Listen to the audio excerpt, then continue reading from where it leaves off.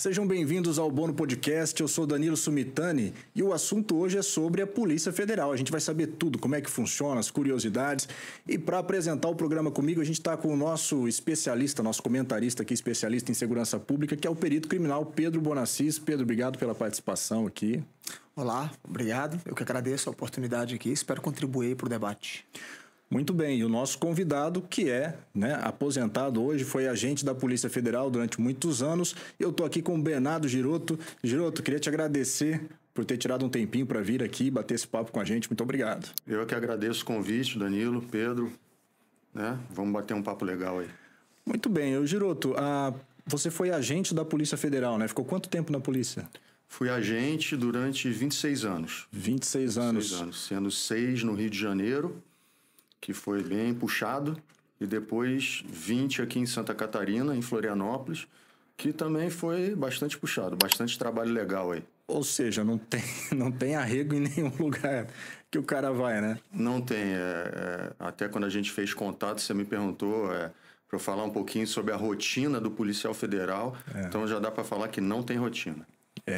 Não adianta entrar achando que vai arrumar ali um trabalhinho mais burocrático e tal, porque o trabalho é de polícia mesmo.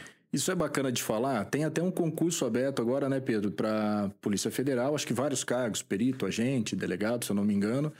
E o pessoal geralmente se emociona. Quero me inscrever, mas vem um monte de gente também sem o perfil da polícia, né? Perfil de policial. Você percebe isso, que entra um pessoal achando que é oba-oba? Infelizmente, sim, Danilo. Mas eu também não vejo isso como um problema tão grave assim, né? Uhum. Outro dia eu recebi uma pesquisa sobre um concurso em 2024 de uma instituição policial, não era a PF, mas enfim, 65% faziam o concurso por estabilidade. É isso. E só 12% por vocação, por assim dizer, né?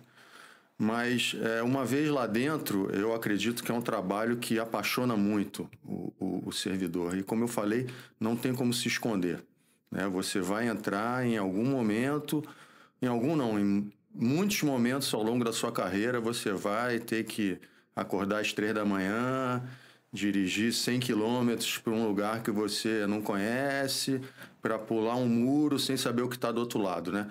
Seja qual for o seu cargo, delegado, perito, agente, escrivão ou papiloscopista, que são os cargos da Polícia Federal.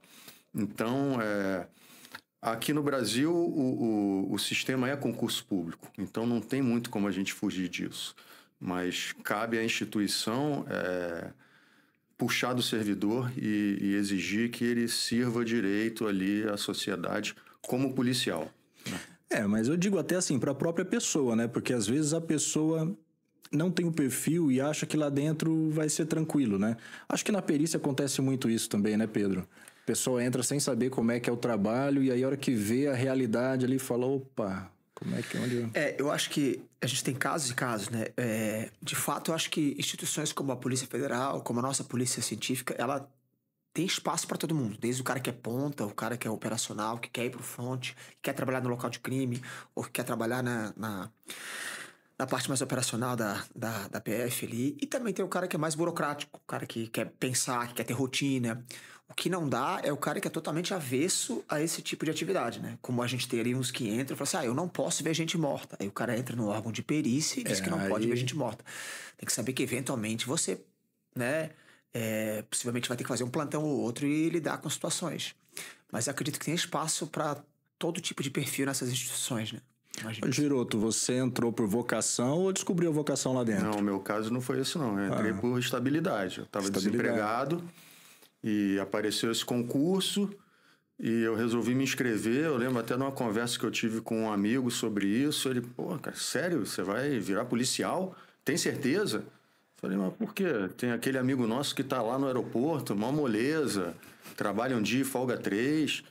Ele falou, cara, não é bem assim. Antes de vir para o aeroporto, ele trabalhou não sei quantos anos na Amazônia. Vai para a fronteira. Vai para a fronteira, ele pagou o preço dele e agora realmente ele está num lugar mais tranquilo. Muito embora o aeroporto também tem bastante ocorrência. A gente pode falar um pouquinho disso aí mais para frente. A gente vai falar dos perrengues aí. Sim. Mas dá uma esclarecida pra gente, assim, porque são muitas instituições, né? Pra pessoa que é leiga lá, pessoa da sociedade comum, né? É polícia militar, é polícia civil, é polícia federal. Quem cuida de quê? Para que serve a polícia federal? Isso. As polícias militares dos estados, cada estado tem a sua polícia militar, mas o policiamento ostensivo, né? Preventivo, por assim dizer. E as polícias civis, cada estado tem a sua, e a Polícia Federal é uma polícia civil, só que é a Polícia Civil da União. Tá.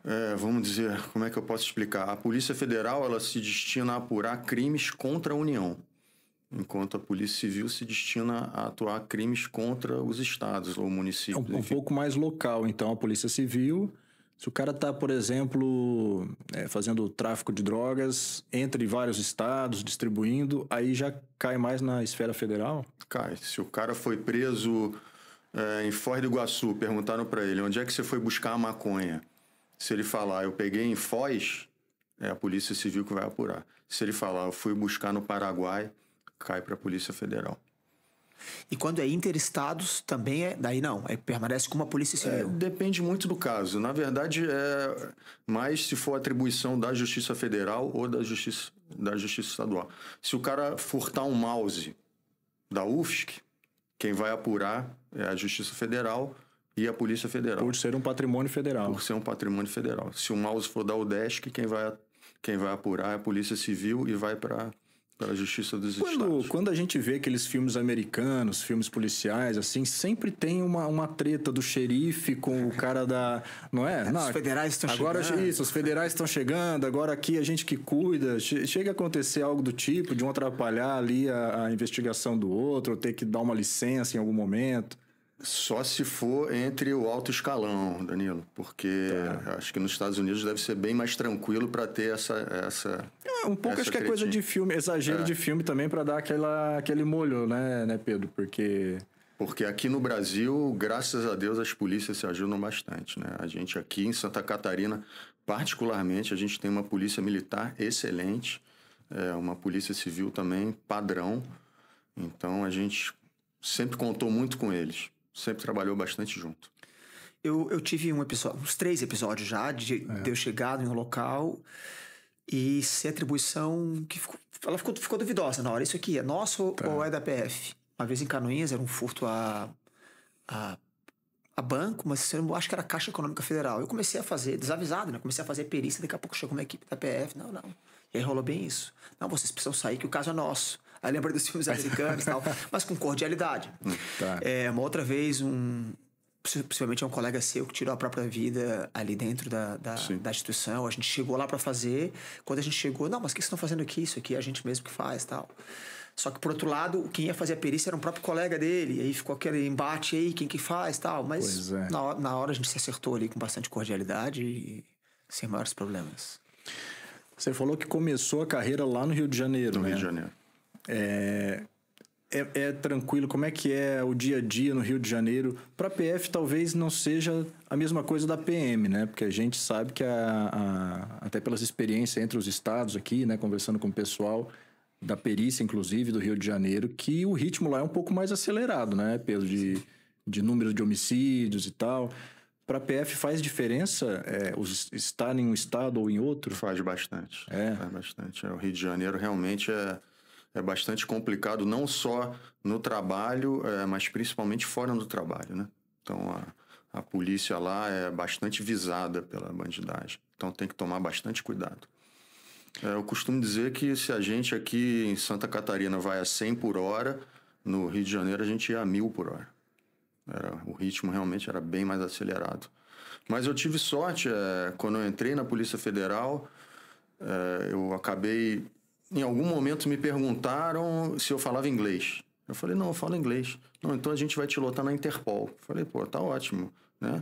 Vamos ver como é que é a Interpol. E eu fiquei 6 anos com esse trabalho na Interpol e foi bem legal. Tem bastante casos interessantes também. Pois é, mas como é que funciona a Interpol? É uma instituição à parte E a Polícia Federal tem um convênio? Ela faz parte da Interpol? Como é que é isso? Sim, a Interpol é como se fosse um clubinho de polícias no mundo inteiro, né? São as polícias se ajudando. Tá. Então, cada país vai escolher determinada instituição para fazer o trabalho de Interpol. Aqui no Brasil é a Polícia Federal, nos Estados Unidos é o FBI. Existem países que quem faz a parte de Interpol é o Ministério Público. Não chega a ter uma sede da Interpol, então. Não. Fica dentro da Polícia Federal. Dentro da Polícia Federal. Daí vocês compartilham informações, dados das pessoas ali. Basicamente, você trabalha para outros países, né? A Interpol, ela troca informações e, eventualmente, cumpre mandados de prisão de criminosos de outros países. Então, às vezes chegava, verifica essa empresa aqui, o que ela está fazendo e tal, informação puramente burocrática, mas muitas vezes chegavam mandados de prisão para a gente dar cumprimento dentro do Brasil. É interessante que são mandados de prisão expedidos pelo STF. Tem todo um trâmite burocrático, então a pessoa cometeu um crime no outro país e foi localizada no Brasil. Então, vamos dizer, um italiano cometeu um crime na Itália, fugiu para o Brasil. Porque é que nem no filme, né, Danilo? O cara sempre quer fugir para o Rio de Janeiro, né? Por que isso acontece, né? Agora, não sei. Acho que é Copacabana. Copacabana é top, cara. Muito. É aquela vista do mar bonita. Prendendo muita gente em Copacabana. Tá, então ia muita gente do estrangeiro para lá se esconder. Muito. E se escondiam durante anos. Às vezes a pessoa estava morando no Brasil já há 10, 15 anos, com outro nome, com outro emprego, e alguém lá do país onde ela cometeu o crime descobria e pedia extradição. Como é que descobre? O cara tá aqui, o pessoal na Itália, vem alguém para vistoriar ou é algum... Às vezes ele mandou uma carta, deu um telefonema para um familiar, porque não são todos os crimes que são passíveis de extradição, né? Uhum. Então, geralmente eram crimes graves. Então, às vezes o cara cometeu um homicídio na Áustria e foi condenado na Áustria, fugiu e a polícia austríaca tá procurando. Então, um dia acabava achando. Tá, e o pessoal fica... O caso não fecha, ele fica ali, bota escuta, sei lá, faz alguma coisa, mas fica o tempo todo monitorando até pegar. Até pegar. Que doido isso, né? Tá, e quem é que decide que casos que são passíveis de extradição ou não? É o país local? É o país de origem? Ou é a própria Interpol? São os dois. Os dois. Tá. O Brasil pode entender que esse crime aqui não é passível de extradição, mesmo que o outro queira. Claro que logicamente, isso vai dar algum certo desconforto diplomático, né? Eu imagino, né? Quando um quer e o outro não quer... Acho que em princípio deve ter um tratado ali, né? Se eu não me engano, tem um tratado que eles assinam falando, isso aqui a gente está de acordo. Agora, mesmo fora do acordo, eu sei que às vezes eles pedem, né? Sim. Manda. Aí você fala, não, mas espera aí, aqui não está no acordo. Aí tem que ter condenação, já tem que ter transitado em julgado e geralmente crimes mais graves, né? E teve muito lá? O que você pegou, assim, do pessoal de fora? Muito. Era o mais legal, era o cumprimento de mandado de prisão para extradição. Ah, é? Esse era o mais legal, porque era seguro? Era legal porque você não precisava provar nada, né? Você não precisava investigar muita coisa, você só precisava achar a pessoa. Já estava pronto, que ele já foi processado fora, já estava... Geralmente já tinha um caminho ali, pode estar nesse bairro, falou com essa pessoa, e a gente começava a procurar. Tá, e quem está na Interpol... ganha alguma coisa diferente? Tem um bônus? Ou não? Só foi para Interpol? Ganha mais trabalho. Aí fica bom, né, Pedro? É igual plantonista aqui, né? Trabalho extra, isso aí. Trabalho extra. Tá, e aí saiu lá do Rio, veio para Santa Catarina. Para Santa Catarina. Direto em Floripa. Sim, em Floripa. Tá, e aí o trabalho aqui foi o mesmo perfil de lá? Não, aqui mudou um pouco. Quando eu vim para Florianópolis, foi em 2003, né? Quando eu cheguei aqui, o Estado, a PF do Estado era basicamente administrada pelos gaúchos, né? Era só gaúcho, em todos os postos. E eu já tinha um colega gaúcho que eu conheci. Você é da onde? Eu sou do Rio de Janeiro. Do Rio de Janeiro. Sério? Você não sabia isso ainda? Pelo sotaque? Eu confundo com o sotaque manezinho. Um pouquinho. É porque o sotaque manezinho é parecido. E aqui me colocaram na Delegacia de Repressão a Entorpecente. DRE. A famosa DRE. E eu achei muito legal, primeiro, porque era completamente diferente do que eu fazia no Rio de Janeiro. E segundo, que eu falei, em um mês eu vou conhecer aqui o estado inteiro. Sim. Né? Porque a correria não parava. Anda para todo lado, né? E realmente era um trabalho bem puxado. Falando em andar para todo lado e falando em DRE, Balneário incomoda muito? Balneário é a área de Itajaí. Ah, tá. Incomoda os outros, não ele. Incomoda alheio, né?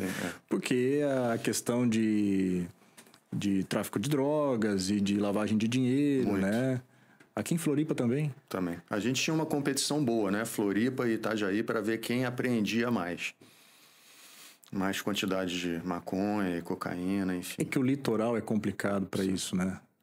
Itajaí também, né, Danilo? Cidade portuária, eles têm... Pois é uma rota mais natural, né? Eu lembro que uma vez, assim que a gente entrou, né? Foi estourado um laboratório de êxtase ali em Maruí. Sim, eu participei dessa operação aí. Tive lá. De helicóptero, né? Não foi? Ali era uma história muito parecida com o Breaking Bad, não era? Era um professor de química. Isso, ele plantava, inclusive, algumas espécies que, né, das quais é extraído o princípio ativo. E aí ele extraía ali nos tanques de umas caixas d'água bem grandes. Depois ele ia concentrando esse princípio, até que ele transformava aquilo num pó que depois era prensado e tal. E aí teve... Só que foi competência estadual, acho que foi... Pois é. Polícia Civil que estourou. E a gente deu o suporte ali. Eu era novato, né? Eu tava ali sem entender o que tava acontecendo. Acabou de entrar... Assim, novato vai junto. Passou o pessoal do laboratório para poder caracterizar a questão da... enfim, Sim, parte provar química, né? que a substância tá lá, que ele produzia ali, que ele tinha tecnologia para fabricar aquilo no local, né? Interessante, ele plantava, então. Ele plantava. Olha só. Porque tem substância que é difícil conseguir, né? O cara conseguia extrair, produzir... As substâncias, elas precisam ser muito concentradas, né? A própria folha de coca, se você mastigar umas folhas de coca, não te dá o barato, né? De quem consome o produto refinado. Você precisa de muitas folhas, você precisa extrair aquilo com... Pegaram o Zete na época lá dos times do São Paulo, lembra dessa? Não. O São Paulo tinha... Você lembra? Do fundo do baú, o goleiro Zete do São Paulo foi lá jogar na Bolívia, aí caiu no antidoping lá. Falou, não, é que lá eu masquei umas folhas assim e caiu no antidoping. É possível, ou talvez ele achou uma... Eu não sei como é que eu lembrei dessa agora. Mas é isso, assim, inclusive o processo de refinamento, ele é um negócio bem... Eu já vi alguns vídeos, assim, né? Os caras usam gasolina, usam um monte de coisa, uma nojeirada, assim. É um subproduto que sobra depois e a pessoa não sabe que está consumindo, né? O cara toma um comprimidinho lá, morre, dá um treco nele, o pessoal arrisca demais. Sem contar que durante a rota toda, né? O pessoal vai batizando, né? Cada um que vai pegando para revender, joga, sei lá, comprimido, joga sei lá o quê, enfim, negócio para fazer render. E o cara que consome o produto final totalmente adulterado já, né? Ô, Giroto, e você lembra, assim, de operações, algum caso bacana aqui de Floripa que você pegou? Então, quando eu cheguei aqui, era o basicão, né? Maconha e cocaína. Apreensões grande quantidade de maconha e cocaína vindo do Paraguai, né? Via Mato Grosso do Sul, enfim. Só que, mais ou menos um ano depois, começou a história das drogas sintéticas. E aí o foco mudou um pouco. E a gente começou primeiro pequenas apreensões de êxtase e tal, e a gente começou a puxar o fio da meada daquilo, né? E a gente percebeu que tinha um tráfico grande de droga sintética aqui, sediado em Florianópolis, né? Eram traficantes de classe média alta que mandavam cocaína para Europa, principalmente Amsterdã, e algumas vezes até a Indonésia, porque quanto mais longe vai a cocaína, maior o preço. Mais grana. Mais eles ganham. E traziam de volta drogas sintéticas e skunk, que é uma maconha mais potente, né? E bastante dinheiro também. Então era um esquema que movimentava bastante dinheiro. Era um investimento relativamente pequeno aqui no Brasil, e eles conseguiam ter um lucro substancial. Isso passa pelo aeroporto? Que a gente viu, saiu matéria no Fantástico, deve fazer um ano e pouco, de duas mulheres que ficaram presas na Alemanha, se eu não me engano, porque colocaram drogas na mala e aí esquema dentro... Acho que era Guarulhos, se eu não me engano. Chegou a ver essa, Pedro? Cheguei. Aí o cara abria... E não tinha nada a ver, né? E não tinha nada a ver, era só a mala que alguém estava colocando ali, trocando a mala dela e tal. Chega a acontecer, o pessoal usa muito essa rota, assim. Usa, mas aqui no caso eles mandavam realmente o pessoal daqui. O pessoal daqui que... Levando as drogas. Como é que era mandada essa... Porque assim, a cocaína não é... Assim, a droga sintética, ela ocupa menos espaço, ela não tem cheiro, eu imagino que seja mais fácil de transportar. A cocaína já é mais volumosa e a maconha mais ainda e com mais cheiro ainda, né? Como é que eles mandavam isso para a Europa? Mas aí é que tá, Pedro, não precisava ser uma quantidade grande. O cara mandando ali 1 quilo de cocaína, ele já tinha um lucro absurdo. Só precisava ser longe. Às vezes mandava menos, 100 gramas, 200 gramas. E aí eles colocavam de tudo quanto é jeito. Aparelho de som, equipamento esportivo, prancha de surf, equipamento de voo livre, wakeboard, que mais? Mandava de tudo quanto é jeito, cara. Tudo quanto é jeito. Essa é a Operação Playboy, né, que o senhor tá falando. Desembocou na Operação Playboy. Começou com pequenas apreensões, eu acho que a primeira foi no Campeche, depois teve uma no centro, aí teve uma quadrilha um pouquinho maior, que dessa primeira quadrilha maior a gente conseguiu expandir para... Não dá para dizer que eram os principais, né, exportadores desse tipo de tráfico, mas eram alguns dos principais. Que ano que foi isso? A partir de 2004. 2004. Tá, e como é que foi essa operação aí? Aí o pessoal mandava para fora, mas produzia aqui? Eles compravam a cocaína aqui. Tá. Aqui na ilha mesmo? Aqui na ilha mesmo. Compravam e arrumavam alguém para levar. Pagavam bem. A gente chama comumente de mula, né? Mas eles tinham outro nome, era cavalo. Eles chamavam de cavalo por algum motivo. Mandavam o cavalo para Amsterdã. Lá ele fazia a troca e voltava com o êxtase e o dinheiro e às vezes o skunk. O skunk era para consumo, não era muito para venda. Tá. Ou seja, os playboys, eles não saíam daqui? Não saíam. Os chefes, não. Às vezes, era como se fosse uma pirâmide, na verdade, né? Às vezes o cara no início era só a mula ou o cavalo. Depois de 2 ou 3 viagens, ele já virava um chefe, já colocava outro nesse esquema. E o negócio disseminou aqui de uma maneira... bastante gente envolvida, né? Bastante gente conhecida. Tem que girar. Aliás, eu vi que você trouxe um livro aí da Operação Playboy, né? Um livro de uma australiana. Vamos mostrar o livro aqui. Esse é para você. É presente esse aqui? Olha aí, galera, ó, dá uma olhada aqui, ó. Operation Playboy, né? Eles contam a história da operação, como é que foi ali. Essa história é interessante, né? Eu conversei com essa jornalista australiana que ela começou com um caso de tráfico de maconha. Uma australiana, uma surfista australiana, foi presa em Bali com maconha numa capa de uma prancha de bodyboard. E foi um caso com bastante repercussão na Austrália porque a menina negava que ela não tinha levado. Alguém colocou na minha capa e realmente era uma menina que não tinha passagem. Não tinha histórico nenhum, ligação nenhuma. Não tinha perfil nenhum. E ela ficou presa em Bali alguns anos até conseguir sair. E essa repórter foi até Bali para entrevistar a menina. Disso nasceu o primeiro livro dela, que eu tenho o nome lá Rochelle alguma coisa, né? Durante essa entrevista, que foi feita num presídio em Bali, ela ficou impressionada que tinha só ocidental preso em Bali por tráfico de drogas. Então ela resolveu escrever um segundo livro só sobre esse presídio, que se chama Hotel K. Esse eu acho que já foi traduzido também para o português. E quando ela estava escrevendo o Hotel K, ela percebeu que metade dos traficantes presos em Bali eram brasileiros. Caramba! E aí ela escreveu o terceiro livro, que se chama Nevando em Bali. Esse já tem em português, eu tenho certeza. É o Snow em Bali. E durante a pesquisa do Nevando em Bali, ela fez... No Nevando em Bali já tem uma parte sobre a Operação Playboy, mas ela achou que tinha assunto suficiente para escrever um livro só sobre a Operação Playboy. E aí esse é o último livro dela. Eu conversei com ela... Olha, a gente bateu um papo longo aí, tipo 8 horas de papo seguido nesse dia.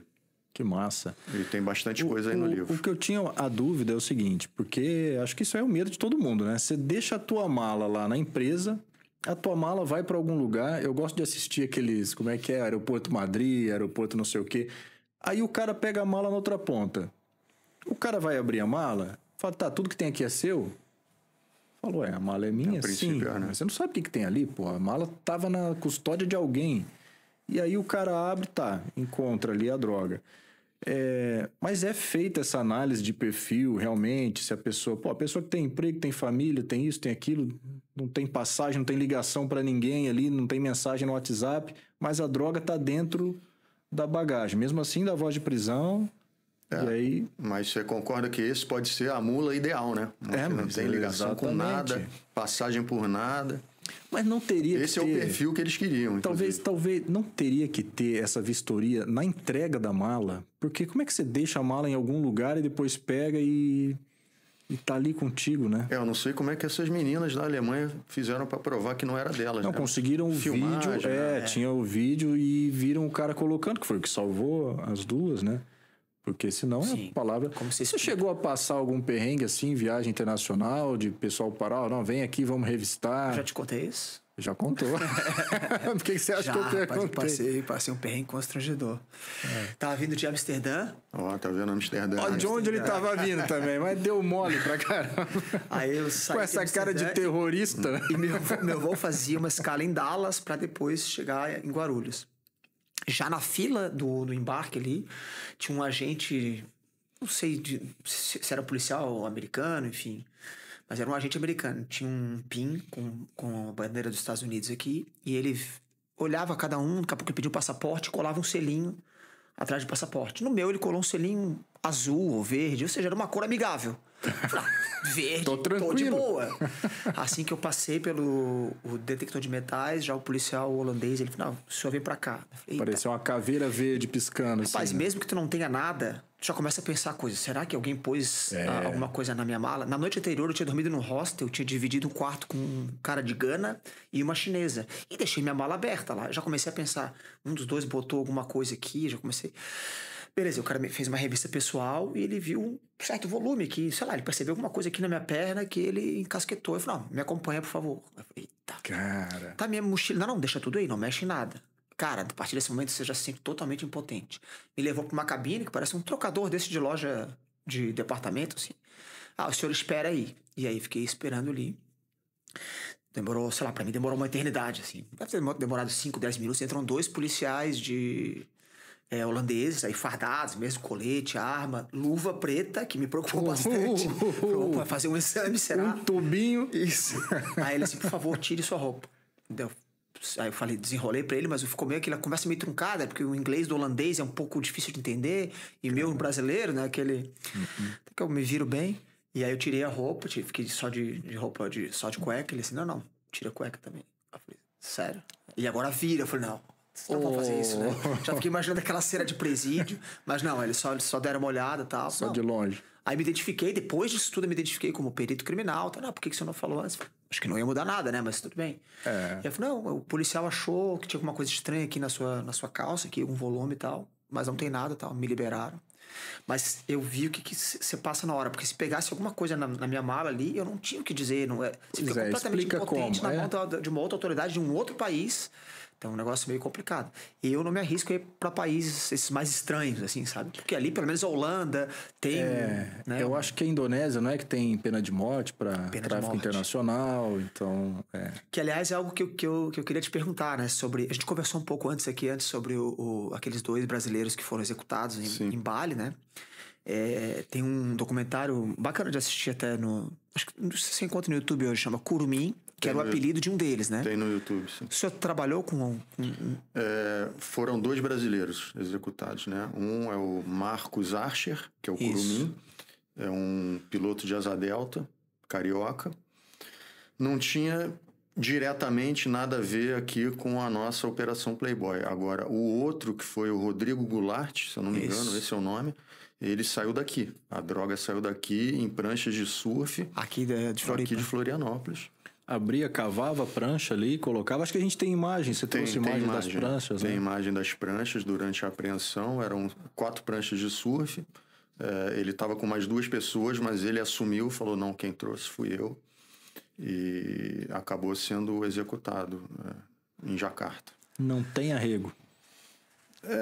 Não é muito normal, né? Existe a possibilidade da pena de morte, o governo tenta negociar para não executar e tal, né? Mas... Eu sei algumas coisas desse caso porque eu assisti o documentário inteiro. Me parece, e aí pode me corrigir se eu estiver errado, que lá na Indonésia não é um país muito sério. Assim, você tinha um pouco de desenrolo, molhar a mão dos policiais. Bastante corrupção. O que aconteceu com... Agora eu me refiro ao Curumim. O que aconteceu com o Curumim? O Curumim, ele tentou fugir. E parece que conseguiu... Parece que conseguiu, não. Ele conseguiu fugir. Quando pegaram a droga naquelas hastes metálicas da asa delta dele, ele conta isso. E aí colocaram ele numa salinha, acho que não sei se esqueceram uma janela aberta, alguma coisa assim. Ele se escapou e vazou. E aí ele conseguiu sair do aeroporto, pediu ajuda para alguém... Os locais lá, pagou alguém, sei lá com que dinheiro também, não sei os detalhes. Os caras estavam tirando ele da ilha já. Ele já estava de um barco cruzando os limites já para chegar na Tailândia, se eu não me engano, quando a guarda costeira alcançou e pegou. Aí, como a coisa tomou uma proporção midiática e os policiais também se sentiram pessoalmente afrontados, não teve mais desenrolo.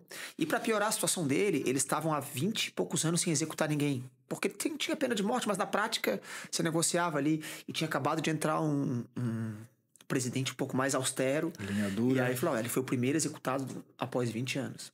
E aí ele, ou o segundo, não sei se, porque ele foi e o Rodrigo Goulart foi um pouco depois. Logo né? na sequência. E o Rodrigo Goulart parece que deu uma surtada, Sim. né? Ele desenvolveu esquizofrenia. Desculpa, eu tô roubando a fala do nosso entrevistado aqui, mas não, o assunto Não, mas a história do Curumim é essa aí, você contou bem. É isso, né? E ele falou que o grande terror lá é que a sua data de execução não é anunciada nunca. Então, e é sempre à noite. Ele conta isso no documentário. Então, sempre quando à noite alguém entra, eles escutam as grades abrindo, todo mundo chega literalmente, não vou falar a palavra aqui, mas vocês entenderam, né? Achando que é a sua vez. E às vezes não é só trazendo um preso, não. Então você fica em pânico todos os dias até o dia da sua execução. E ele conta a história que o cara do lado tava surtando e tal. E aí, não sei como que ele tem acesso a uma câmera. O documentário é ele mesmo que grava. Ali na cela. Você já vê que não é um país muito... Né? Bom, depois dessa acho que eu não posso mais ir pra Indonésia. Acho que é melhor nem tentar entrar lá.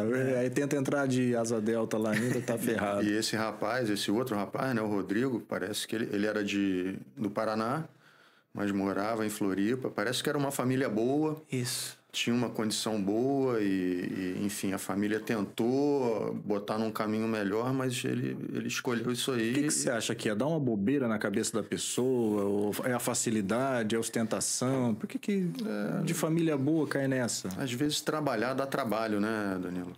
Aliás, quem inventou o trabalho não tinha o que fazer, né? Pois é, né? Mas o dinheiro fácil, né? É o dinheiro fácil. Ô, Giroto, deixa eu te perguntar. Beleza, antigamente a gente até poderia entender, né?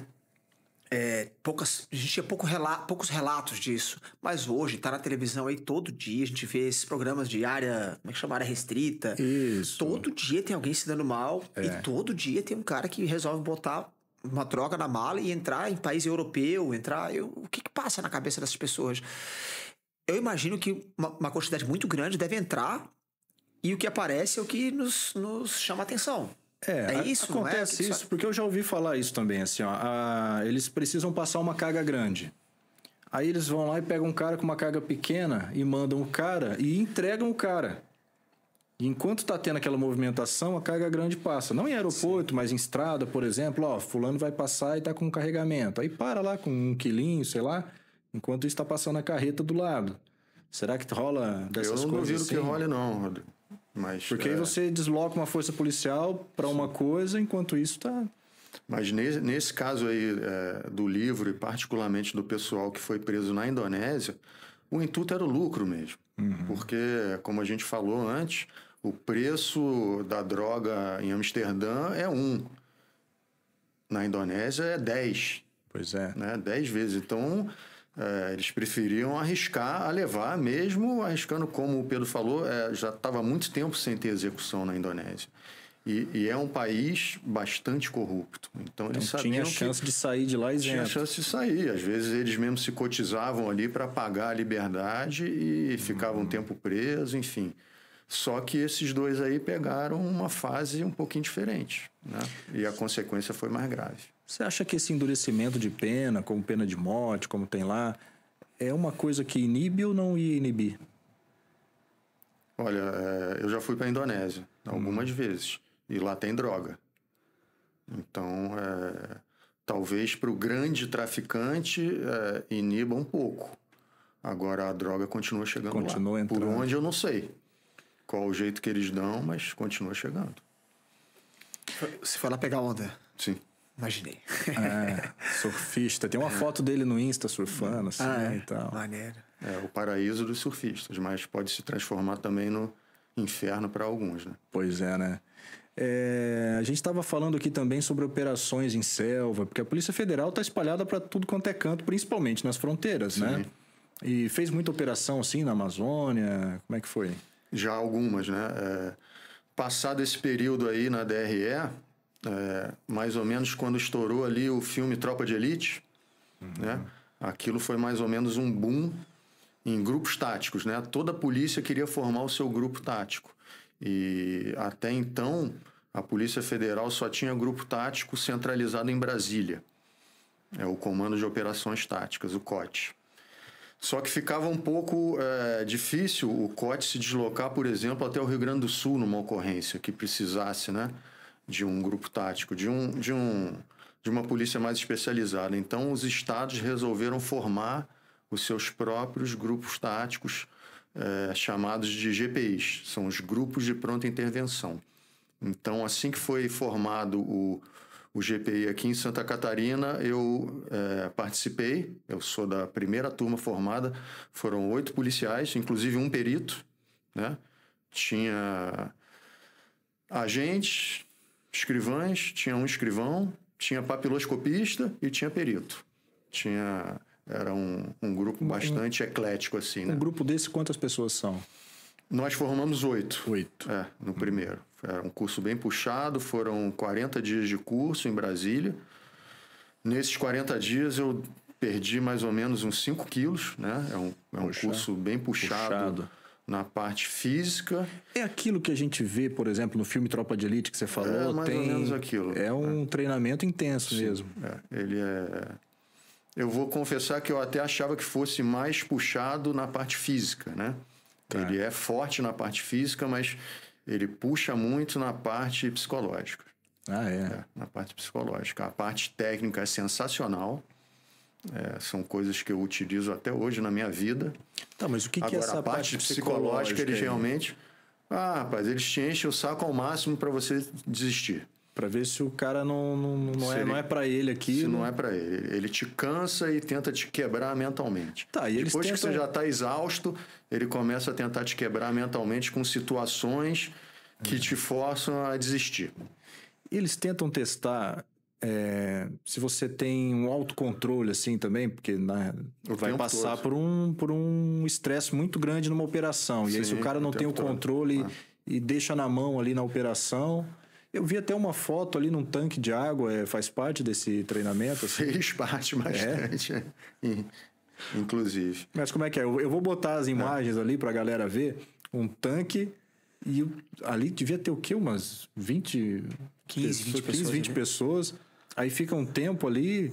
Quando eu falo assim, encheção de saco, você vê, não é à toa, né? Você vê que tem um método no negócio, né?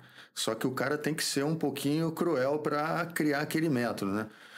Deixa eu lembrar de uma instrução aqui. Por exemplo, pane de pistola, né? Quantas panes pode dar numa pistola, né? Mais ou menos ali 5 tipos de pane. Então eles explicavam pacientemente cada pane e tal. Todo mundo entendeu? Todo mundo entendeu. Agora equipa. Aí te fazia equipar, dar 10 voltas no complexo todo. Correr ali quase 1 hora todo equipado. Depois rastejar e gás. E depois desequipa e vai para dentro do tanque. Fica dentro d'água mais 1 hora passando frio. Depois sai do tanque. Equipa tudo de novo. Aí você já está assim, já está vendo tudo embaçado, né?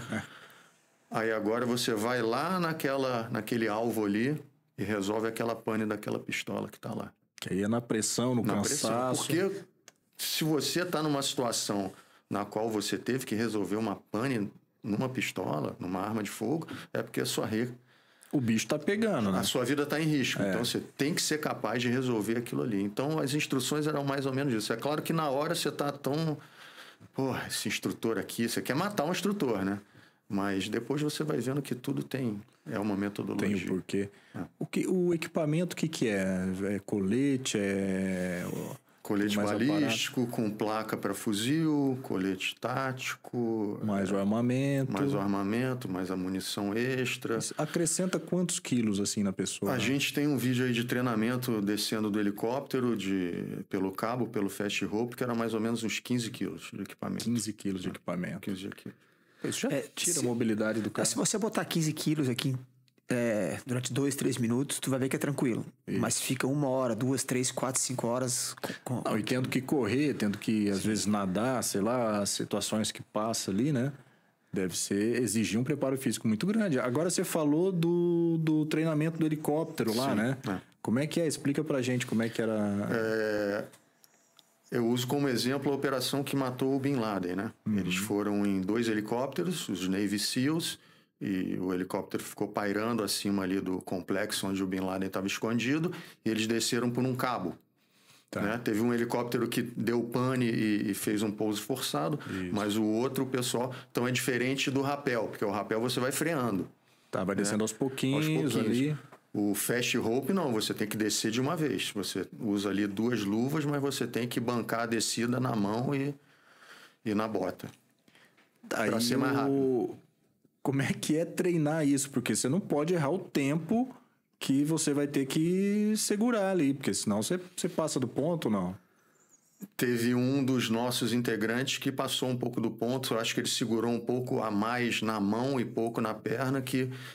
Ele queimou a mão até o osso. Teve que passar por cirurgia plástica e tal. Caramba, foi desligado do treinamento. E é interessante também que depende muito do piloto, Danilo, porque à medida que a equipe vai descendo, o helicóptero, a aeronave vai ficando mais leve e a tendência dela é subir. Então o piloto ele tem que compensar, senão o último vai cair numa altura ali de 3 metros. Diz que daí falta corda. Falta corda. Vai subindo, se o cara não perceber... Graças a Deus no nosso o piloto era bom. E ninguém nunca se soltou lá. Nunca se machucou. Isso tudo só para chegar no perrengue. Então o problema tá começando. É só a largada, né? Então isso que era o legal do grupo tático. Você tem acesso a equipamentos e treinamentos que outros policiais não têm. Como é que é a preparação para o momento da prisão ali? Vocês antes fazem reuniões, mas como é que é para não vazar a informação também? Tem esse cuidado para ninguém avisar? Porque deve ser uma equipe relativamente grande e tem esses cuidados assim? Nesse caso específico, a equipe eram 4 policiais. 4 policiais. A gente até pediu que fossem 2 meninas, porque a gente teve que fazer a vigilância na rua mesmo. Foi em Copacabana, a gente ficou literalmente dentro de carro, tomando cerveja no boteco, uns 3 dias até ela sair com o empresário. Pô, mas aí 3 dias tomando cerveja, pegou a pessoa certa? A cerveja era só no final do dia, mas não tinha jeito, cara. Rio de Janeiro, né? Tinha um ponto de bicho perto, o pessoal já desconfiado da gente, a gente de bermuda ali, até conseguir ela... Tipo, no 4º dia, eu acho, alguma coisa assim, ela saiu cedinho. Deu uma bobeira. Pois é, Giroto, porque você não passa muito despercebido, né? Você tem um estereótipo de policial. Né? Se eu fosse bandido, eu ia falar, pô, aquele cara ali atira, né? Ele tá de olho em mim, né? A gente já aprendeu bastante gente de bermuda. E tem que Chega a usar disfarce, alguma coisa assim, não, uma roupa diferente para descaracterizar. Roupa diferente. A gente procurava se moldar ao ambiente, né? Aquela camiseta havaiana do... Não tinha um que usava... Quem que era o Magno? Não. que usavam a camiseta bermuda. Eu só tô puxando lá de trás hoje tu tá denunciando a tua idade. Tô denunciando bonito, bonita, Ô Pedro, aqui em Santa Catarina, não sei se você, né, pode confirmar isso ou não, mas eu vejo que tem essa preocupação, às vezes, o pessoal vai fazer a operação e aí tem aquela preleção antes da operação e até aquele momento ninguém sabe de nada. Eles reúnem a galera ali, ó, por exemplo, 5 da manhã, no dia. Então tá, todo mundo lá 5 da manhã. Aí que eles vão falar para onde vai, quem vai pegar, o que é o quê. Isso. Eu participei de algumas já assim. Eles fazem um briefing geral e depois eles entregam um envelope para cada um, para cada equipe, que dali tá o alvo. Inclusive tem uma curiosidade que parece que esse envelope, quem já tira mais velho, não pega o envelope. Porque quem pega o envelope é quem vai ter que fazer o relatório depois. Aí sempre tem o novato, deixa eu quero, porque ele quer ser mais empolgado, né? Eu quero ver. Aí os caras, vai lá, pega. Que é esse que vai ficar depois lá fazendo. Mas ele pode falar melhor do que eu, né, o Giroto? É assim mesmo? O correto é ser assim, né? A compartimentação é importante, né? Você nunca sabe. Mas quando eu participei mais dessa parte de grupos táticos, já era um pouco diferente, porque muitas vezes era uma operação grande com, vamos dizer, 10 mandados de prisão, mas tinha um que era um pouco mais perigoso, já tinha um histórico de ter armamento em casa, ou ter cometido homicídio, enfim, era um alvo mais sensível, assim, vou dizer, né? Mais perigoso. Então eles passavam isso para o grupo tático. Então a gente tinha que saber de antemão onde a pessoa estava escondida, a gente fazia um planejamento. É um pouquinho mais metódico, né? E a gente falando questão da selva lá, até tem um amigo meu que é da polícia, vai vir aqui também no nosso podcast, e ele falando assim, ele caiu lá numa fronteira, e aí tinha que ficar de campana no meio do mato, lá nas fazendas, porque daí tem uma pista clandestina, e vai chegar um avião, aí tem que ficar lá para dar o flagrante. Você chegou a pegar alguma coisa assim, de ter ficar muito tempo em algum lugar, sem estrutura, ou atravessar rio a nado, alguma coisa assim? Porque a PF, para entrar, eles têm, né, natação, na prova física tem bastante coisa ali, né? É bem puxado. É bem puxado, né? Mas é necessário, né? Porque tem essas situações.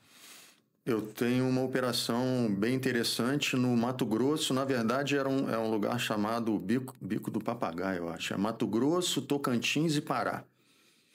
E foi uma operação super legal numa época bem ruim, porque a gente teve que passar o Réveillon lá, né?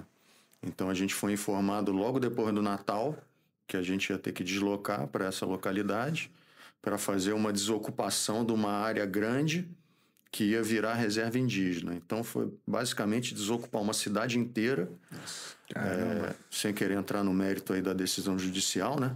Mas obviamente a população não gostou, né? Estava revoltada e estavam lá destruindo pontes, queimando caminhão.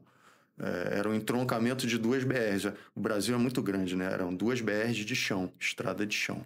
Nossa. Né? Então, eles meio que pararam ali aquela região de 3 estados, ninguém passava.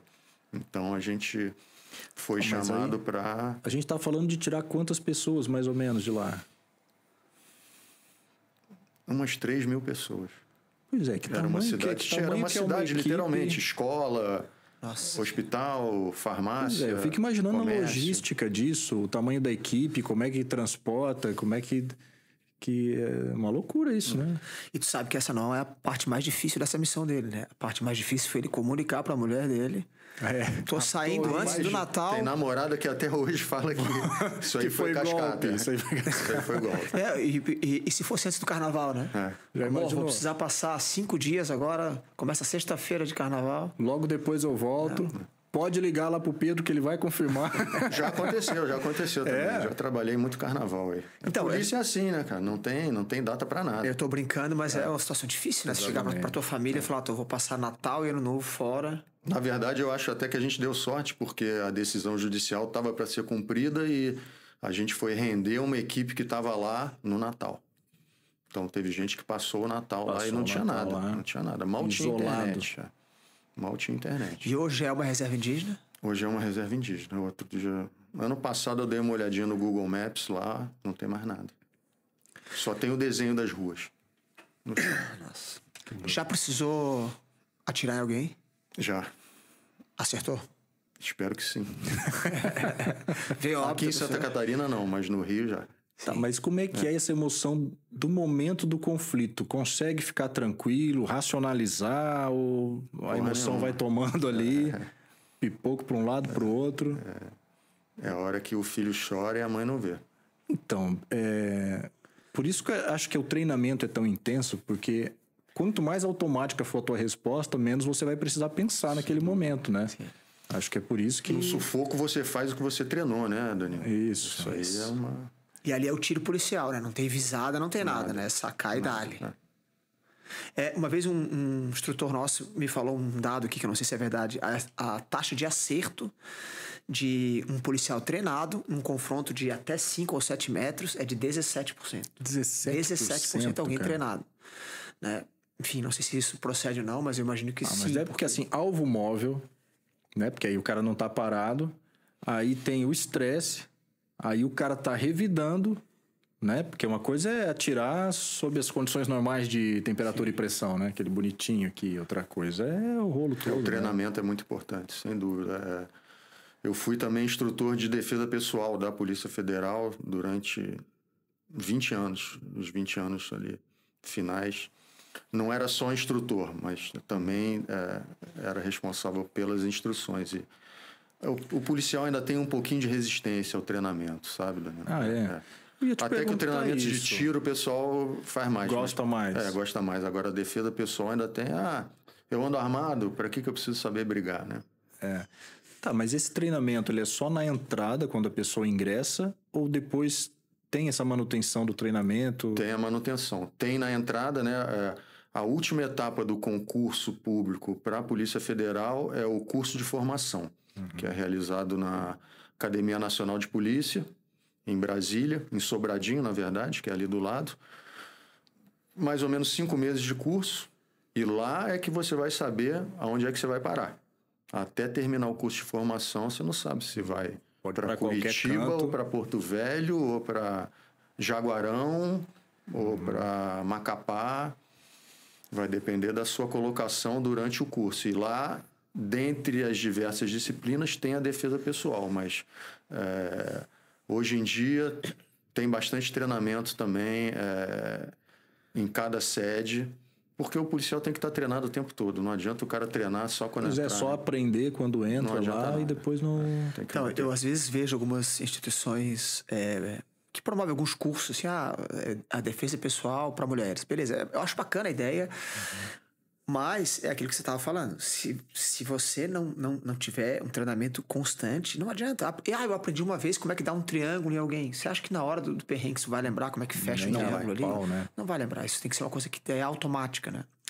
Então, mas aí esse treinamento que você fala é para quem tá nos GPIs ou para todos os policiais? Para todos os policiais. E é obrigatório ou não? Tá se tornando mais obrigatório, né? Mas quando eu entrei na polícia em 1997, era outra época, né? Ainda tinha ali um resquício de governo militar, um pouquinho. E o treinamento de defesa pessoal, ele era assim... Enfim, era o que o pessoal achava que era válido na época. Eram pedaços de artes marciais. Então você treinava um pouquinho de judô, um pouquinho de karatê e tal. Professores excelentes, inclusive japoneses. Eu tive aula com professores japoneses. Só que não era voltado para a atividade policial em si. Então, no início ali dos anos 2000, isso começou a mudar um pouco, né? Começou a haver esse entendimento que a defesa pessoal para o policial ela é bastante particular, né? São situações diferentes.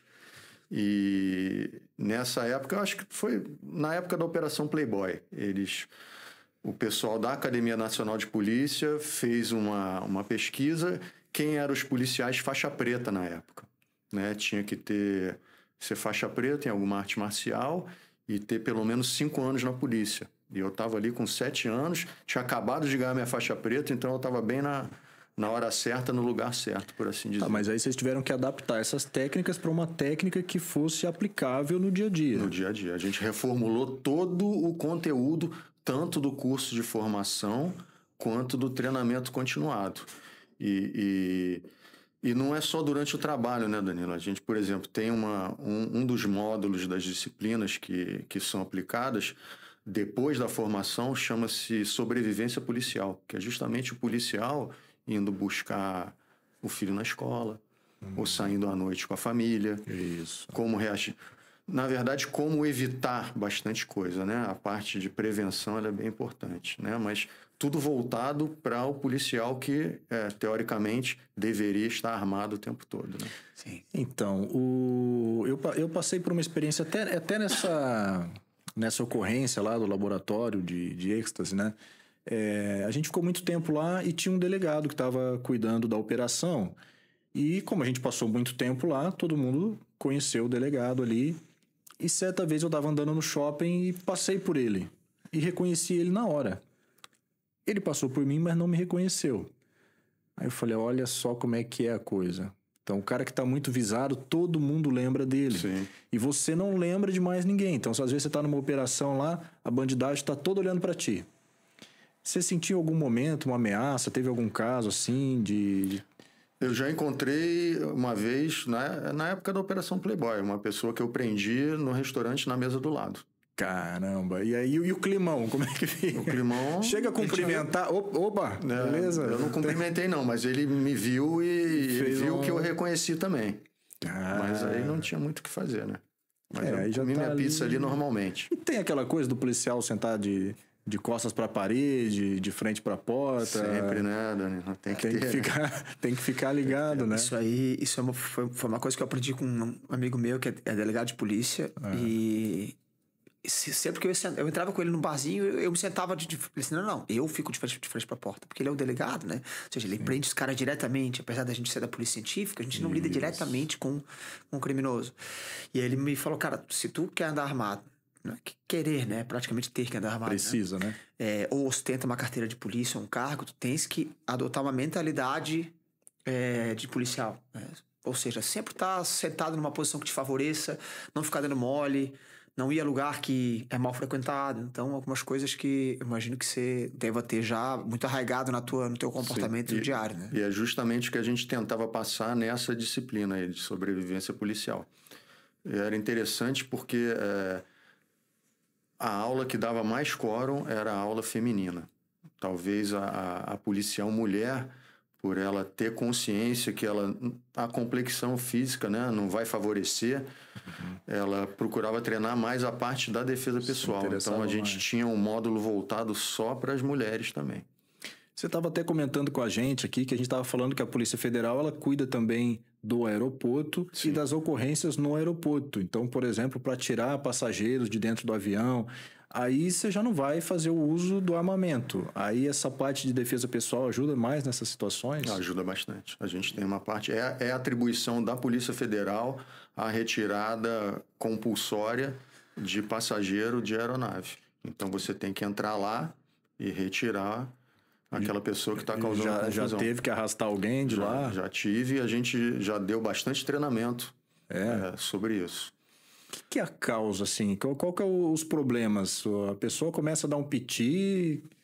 Vai saber, né? Às vezes está com um problema em casa, ou usou drogas, ou bebeu demais. Né? Fica descompensado. Na grande maioria das vezes, o restante dos passageiros está a favor da polícia. Né? Às vezes é aquele passageiro ali que está atrasando o voo. Tá. Mas assim, geralmente é alguém incomodando, não é que tem ameaça ou que o cara está representando um perigo ali. É só alguém que incomodou o voo. Tem de tudo, Daniel. Tem de tudo. Às vezes você tem que retirar um cara que deu problema num voo inteiro vindo da Europa. Pô, que loucura. E aí a própria tripulação já teve que conter ali de alguma forma. Até esperar chegar ali. Para esperar chegar. Isso é um crime próprio? Sim. É um artigo próprio, né? Sim. Enfim. Deixa eu fazer uma pergunta mais técnica agora. Presume-se que um passageiro que está dentro de uma aeronave está desarmado, pois passou por diversos mecanismos de controle. Aí tu vai retirar ele, tu vai para um embate físico, vai ter que pegar no cara. Você vai com a tua arma no coldre aqui. Tem que confiar no seu equipamento. Há sempre o risco dele tomar essa tua arma de você, né? Nesse caso não seria mais seguro, talvez eu esteja falando um absurdo aqui, deixar a arma com um colega e aguentar o cara na mão, já que você sabe que ele está desarmado. Tem alguém de contenção ali, daí armado, e a pessoa que está ali no embate desarmado, é isso que você está dizendo, né? Não sei, tô Rola perguntando isso ou não? completamente leigo. Hoje em dia, graças a Deus, a maioria dos policiais já tem bastante consciência de que tem que ter um equipamento bom, né? Não adianta mais aquele coldre de R$1,99 que a arma vai cair. E a gente, para sanar esse problema, a gente procurava treinar sempre com armamento. Nem que fosse um simulacro de armamento, mas qual o coldre que você usa no dia a dia? Me dá a tua arma, coloca esse simulacro, agora dá um rolamento aí. Aí o policial dava um rolamento, a arma saía rolando para o outro lado. Eu falava, esse coldre aí não serve. Você vai ter que trocar esse equipamento. Né? Então a gente procurava adaptar todas, é difícil adaptar todas, né? Mas a gente procurava as situações mais comuns que o policial ia passar. A gente deu bastante treinamento no aeroporto. Manda aí, Pedro. Eu quero pegar o gancho da questão de defesa pessoal. Eu vejo que tem algumas situações, uma pergunta de leigo mesmo, né? Que, por exemplo, situações de luta no jiu-jitsu, por exemplo, que são favoráveis dentro do jiu-jitsu, mas que talvez na rua sejam desfavoráveis. Um exemplo, eu fechar a guarda num cara, tô no chão, eu fecho a guarda num cara. Isso na rua é inviável, eu vou tomar soco na cara até apagar. Sim. Tô falando besteira ou não? Não. É isso mesmo? Então você tem que adaptar para a luta de rua. É isso. Sim, uma coisa que os professores sempre frisavam bastante é que o policial nunca trabalha sozinho, né, Pedro? Então, se o policial ele tá sozinho numa situação, ele não está trabalhando, ele está sobrevivendo. Ele está procurando evitar que aquela outra pessoa tome o armamento e utilize contra o próprio policial. Né? Então, agora, se você vai efetuar uma prisão, você tem que estar, no mínimo, em superioridade numérica. 2 contra 1 e a minha equipe, a gente nunca efetuava prisão com menos de 3 policiais, porque um sempre ficava cuidando do perímetro. Sim. Né? Então, a gente até fez uma estatística que metade dos problemas que a gente tinha não era com o preso em si, era com a mãe do preso que queria dar uma panelada na cabeça do policial, era com o pessoal da obra do lado que achou que era um assalto, enfim, o perímetro de uma maneira geral. Sim. Então a gente sempre deslocava um policial para cuidar do perímetro. E aí tem as técnicas adequadas para a equipe em superioridade numérica efetuar aquela prisão. Então o policial sozinho não está trabalhando, resumindo. A gente está falando de um cargo, de uma profissão com risco de vida. E às vezes a pessoa confunde, né? O cidadão confunde uma função que tem risco de vida, ou seja, que você pode vir a óbito exercendo aquela profissão, com colocar a vida em risco para exercer aquela profissão. Acho que tem essa diferenciação, né? Como você estava falando aí, você não vai simplesmente... Não é porque você ganha e tem o risco de perder a vida que você vai em qualquer situação que seja desfavorável, né? Na verdade, isso pode acontecer, mas se evita o máximo que dá, né? A maneira de diminuir esse risco é justamente com treinamento, né? O planejamento. Isso é uma coisa que eu aprendi muito depois que eu entrei no grupo tático. Como é válido fazer um planejamento operacional prévio, né? Por exemplo, uma situação emblemática disso foi o atentado contra o então candidato, né, Jair Bolsonaro. Se não houvesse aquele planejamento ali do hospital de referência próximo ao local, ele teria morrido. Com certeza ele teria ido a óbito. Né? Então é só um exemplo. O grupo tático, e todo policial, na verdade, deveria fazer isso. Perde ali uns 10 minutinhos, faz um planejamento prévio, tem ali um modelinho de planejamento, né? E confia na sua equipe, né? Como é que você lidou com a questão do risco de vida? Teve um trabalho psicológico ali, ou bota na mão de Deus e vai? Na verdade, eu tinha mais receio do colega mal treinado do meu lado do que do próprio bandido, por incrível que pareça. Mas você disse por conta de um acidente ali, um disparo acidental, sim, uma coisa às vezes assim? Você sabia que aquele colega ali nunca treinava tiro, né? Tava em péssimo estado físico. Você olhava para o equipamento, às vezes o cara estava numa favela de mocassim, né?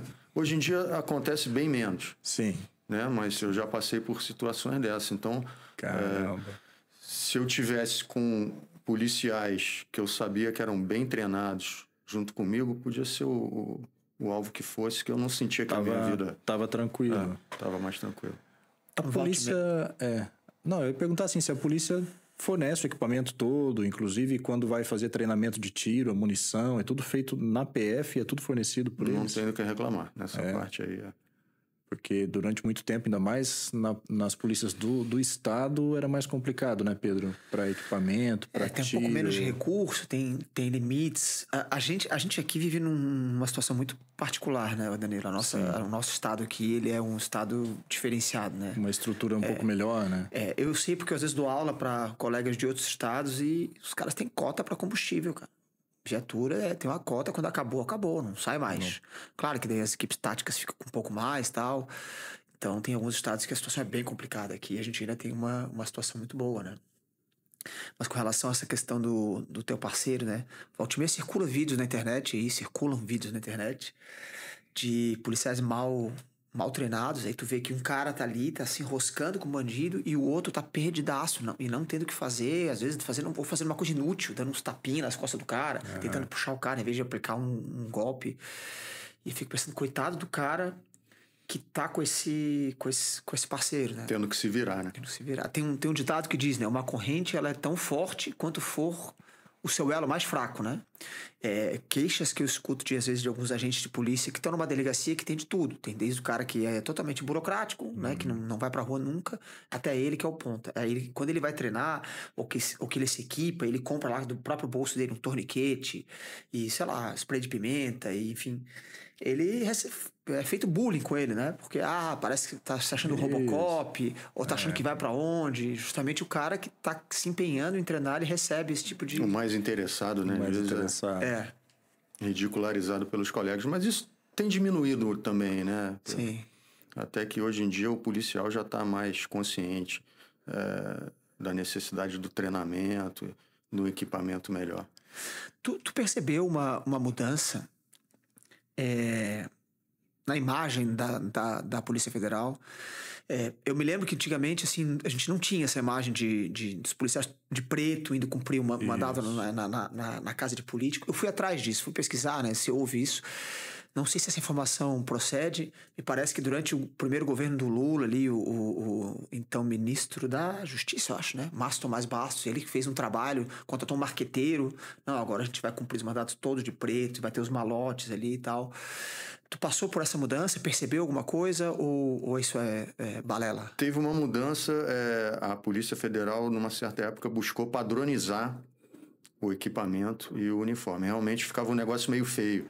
Às vezes era um cara de calça jeans, com um tênis e tal, e realmente buscou-se uma padronização que hoje em dia a gente pode dizer que o equipamento está padronizado. Né? Tem uma imagem boa, né? E isso aí que você falou é verdade, porque eu lembro, o pessoal mais antigo da Polícia Civil conta que as pessoas deixavam a PF para entrar nas polícias dos estados. Era o caminho inverso, que hoje é inimaginável, né? Hoje o cara tá aqui, ele acha... A PF geralmente tem uma estrutura melhor, um salário melhor, então é do Estado para a PF, geralmente, né? E antigamente, isso bem antigamente, os antigos que contam, né? Fazia-se o caminho inverso. Vocês trabalham também na questão de segurança de grandes eventos, né? Sim. Como é que é essa organização e que tipo de evento que é? Eu trabalhei na Copa do Mundo, 2014... na Copa das Confederações, que foi no ano anterior, já pelo GPI. Então, trabalhei já em segurança do Papa. Que Papa que foi, você lembra? João Paulo II, lá no Rio. João Paulo teve assim aqui. que eu entrei na polícia, foi bem legal. O BOPE, no filme lá, eles retratam que daquela época. Sim, naquela época. Pô, que legal. Tá, mas e que tipo de providência se toma? O que... A Polícia Federal, naquele caso, fazia uma segurança mais aproximada, né? Não do Papa, mas ali dos eventos, ali. Né? Do entorno. E eu já fui chefe da segurança do primeiro-ministro japonês na posse do primeiro governo da Dilma. Também, esses grandes eventos, sempre quem faz a segurança dos chefes de Estado é a Polícia Federal. né? Obviamente o chefe de Estado ele traz a própria segurança, mas é deslocado uma equipe da Polícia Federal ali para ficar com ele. Copa das Confederações, Copa do Mundo, todos esses grandes eventos aí. Nas Olimpíadas eu não fui, consegui escapar. Escapou dessa? Tava cansado já. Mas como é que faz o treinamento? Porque assim, são eventos que acontecem de vez em quando, né? O Papa vem aqui de vez em quando, a Copa do Mundo. E aí você tem que estar preparado para aquilo. Então é tudo muito teórico, eu imagino. E aí um tempo antes faz um treinamento intensivo ali? Essa disciplina chamada Segurança de Dignitários, ela é ensinada na academia, no curso de formação. Depois o policial pode trabalhar só nisso. A Polícia Federal possui um setor especializado em segurança de dignitários em Brasília e até alguns estados têm um setor só disso. Mas eventualmente você pode ser chamado. É o que eu falei no começo ali do programa. Às vezes você está lá entregando passaporte e vão falar para você, vai ter a segurança aqui do ministro do STF semana que vem aqui em Floripa e você está escalado. Então, está com alguma dúvida? Vamos fazer um treinamento aqui, embarque, desembarque, direção defensiva e ofensiva, tudo isso são disciplinas inerentes a esse trabalho. Tá, e ali tu ganha uma missão específica. Tu vai, por exemplo, o cara vai palestrar para uma galera ali, tu vai olhar pro público e vai ficar tentando identificar um possível alvo ali. O outro vai dirigir o carro. Sim, enfim. Vai buscá-lo no aeroporto, até do momento que ele chega, até o momento que ele vai embora e acabou a missão. Então, por exemplo, a gente teve um caso agora, que foi a eleição do Trump lá, que teve aquele atentado com um cara que estava em cima do telhado na área ali, onde estava... Não é? Falhou alguma coisa, ou se fosse no Brasil e tivesse esse tipo de evento, era para ter revistado, era para ter vistoriado aquilo ali. Hoje com um drone, com tudo, você consegue ver a coisa por cima. Sem dúvida, foi uma falha grotesca, né, Danilo? Pois é, né? Tu acha que era um lobo solitário ali? Não sei, mas eu acho que ali todo mundo tem que ser mandado embora, porque a segurança falhou ali de uma maneira até infantil, né? É o mínimo. Ele não estava tão escondido assim. Tanto que tem imagens do cara, né, cara? As pessoas viam ele em cima do telhado, as pessoas que estavam embaixo avisavam, tem um fulano ali no telhado. Aí parece que a coisa foi meio, assim, não sei se negligenciada, né? Mas eu fiquei imaginando se... Ali não é uma guarda pessoal dele. Era do Estado, né? Era federal, imagina. A segurança do presidente norte-americano é responsabilidade de um setor chamado Serviço Secreto. Serviço Secreto. Serviço Secreto. Aqui também, quando vêm as autoridades, vem um grupo deles e o nosso, e aí tem que ter essa integração. Sem dúvida. Vai ter sempre o policial de confiança dele ali perto dele. E é tudo no inglês para se entender? Geralmente todo mundo vem. Geralmente é. Que massa. Uma coisa que eu aprendi nesse tipo de serviço é que quanto mais visado o presidente ali, o VIP, enfim, mais fácil é o serviço. Né? Porque... Eles trazem mais estrutura. Além deles trazerem mais estrutura, ele quer só trabalhar e ir embora rápido. O problema é quando você pega uma segurança de um país pequeno ali, que o cara quer ir comer lagosta. Turistar. Quer ir no Love Story depois. Não sei o que é, me disseram que é um restaurante que tem lá no... Bota no Google, bota...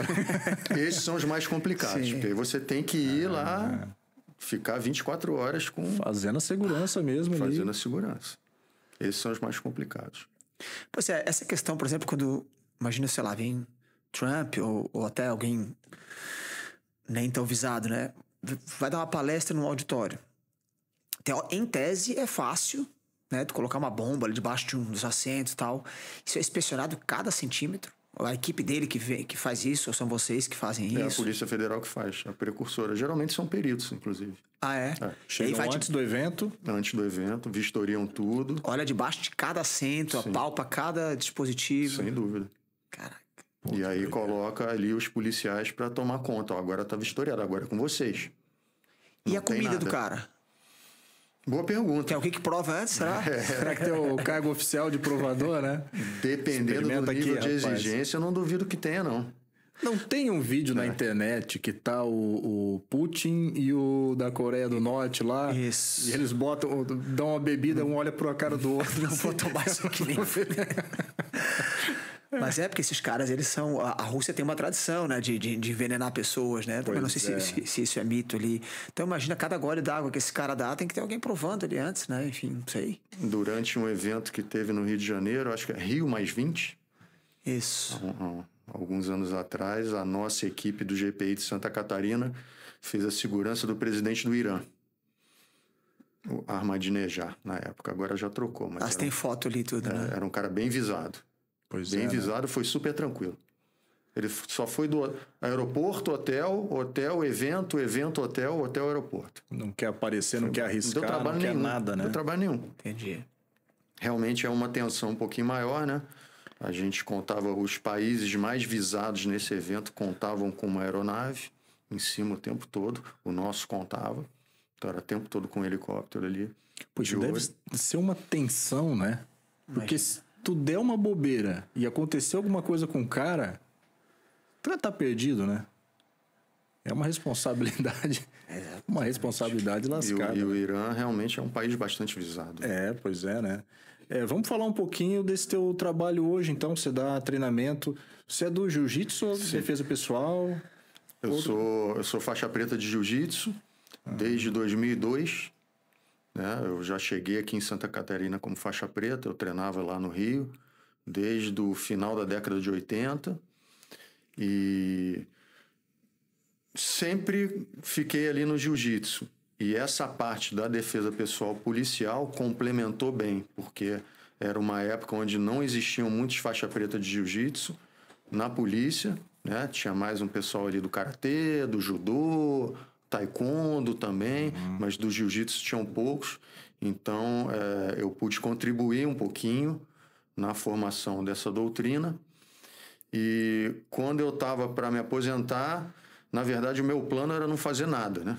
Era surfar e treinar jiu-jitsu. Mas a minha esposa e a minha filha cortaram esse plano. Falaram, cortou as asinhas do cara. Você tem que fazer alguma coisa. Arruma alguma coisa para fazer aí. Te vira, vai te ocupar. Senão você vai virar o marido estrela cadente, né? Cada vez que é visto é um desejo. Né? Vai buscar tal coisa, vai pegar isso, vai pegar aquilo. Arruma alguma coisa para fazer. E apareceu essa oportunidade bem próximo aonde eu moro, ali na Astel. É um clube aqui pertinho também, né? Perto. Quem for de Floripa e quiser fazer aula, né, de jiu-jitsu, artes marciais, então, na Astel. Ataque duplo. Ataque duplo. A Ataque Duplo é a equipe de jiu-jitsu mais antiga aqui de Santa Catarina. Olha que legal. Foi fundada pelos nossos mestres, Murilo Rupp e Sérgio Sá. Existe desde os anos 90. Já teve grandes expoentes como o Thiago Tavares, que é o lutador catarinense com mais lutas no UFC. Né? Pô, que bacana, hein? É da nossa equipe. Treina com a gente até hoje. Apesar de ser médico, ele virou médico. Virou médico. Além de casca grossa, é inteligente, né? Pô, que massa. E o principal atleta de jiu-jitsu do estado, o Harrison, também é da nossa equipe. E como apareceu essa oportunidade ali perto da minha casa, eu abracei um horário. Então, hoje em dia, eu dou aula de jiu-jitsu. A gente tem também um projeto social, um outro professor correndo paralelo. A gente consegue ajudar bastante gente e também é ruim ficar sem fazer nada, né? Hoje em dia eu entendo o lado da minha esposa, né? O cara tem que se coçar também, né? Senão fica em casa, só enche o saco, né? Homem parado enche o saco demais. Cara, a gente já tá no adiantar das horas aqui, né? A gente vai encerrar o nosso episódio. Espero que você tenha aproveitado. Eu queria antes agradecer ao nosso... Ele está fazendo as vezes da Simone. Claro, você percebeu que a Simone não está aqui hoje, mas ela está nos bastidores, já está com um barrigão desse tamanho. Então... Eu ou a Simone? Não, agora estou falando da Simone, né? A dele está ainda em dia. Então a gente está dando uma folguinha para ela. Então, Pedro, quero agradecer por você ter tirado um tempinho para estar aqui com a gente. Não, eu que agradeço aí. Foi um prazer, é um assunto que eu gosto bastante. O Giroto aí trouxe bastante informação interessante para nós e, inclusive, dúvidas pessoais que eu tinha. E estamos aí, né? Sempre que precisar. Ô, Giroto, e para finalizar, alguma mensagem, algum recado, um abraço, se quiser, a câmera está aberta para ti ali, ó, pode mandar. Obrigado, Danilo. Obrigado, Pedro. Foi um prazer aqui conhecer os dois. O papo foi muito bom. E, mais uma vez, frisar, a gente está dando aula ali na Astel, que é um clube aqui de primeira linha da região. Quem quiser aprender jiu-jitsu de qualidade, com uma equipe bem tradicional aqui, a gente diz que na Ataque Duplo não tem vagabundo, né? tem bastante policiais treinando, médicos, advogados. Então fica aqui o convite, inclusive para vocês, né?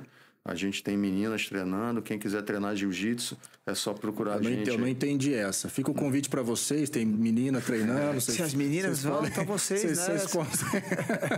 O jiu-jitsu feminino está crescendo bastante. Até a Gisele Bündchen treina jiu-jitsu. Olha que legal, hein? Então, as mulheres estão procurando bastante para a defesa pessoal. É eficaz, né? Sim, consegue se livrar ali. A gente tem instrutoras femininas, então fica aqui o convite. Que massa. Giroto, queria te agradecer demais. Foi muito bacana. Aposto que você gostou do episódio, né? Muitas dúvidas, muitas coisas interessantes. Já se inscreva aí no nosso canal, curta, compartilhe, manda para aquela pessoa que está pensando, por exemplo, em prestar o concurso da Polícia Federal agora, né? Manda para ele saber como é que é a rotina, para ver onde ele está entrando, para ver se é isso mesmo que ele quer, né? E eu espero você no nosso próximo episódio. Até lá!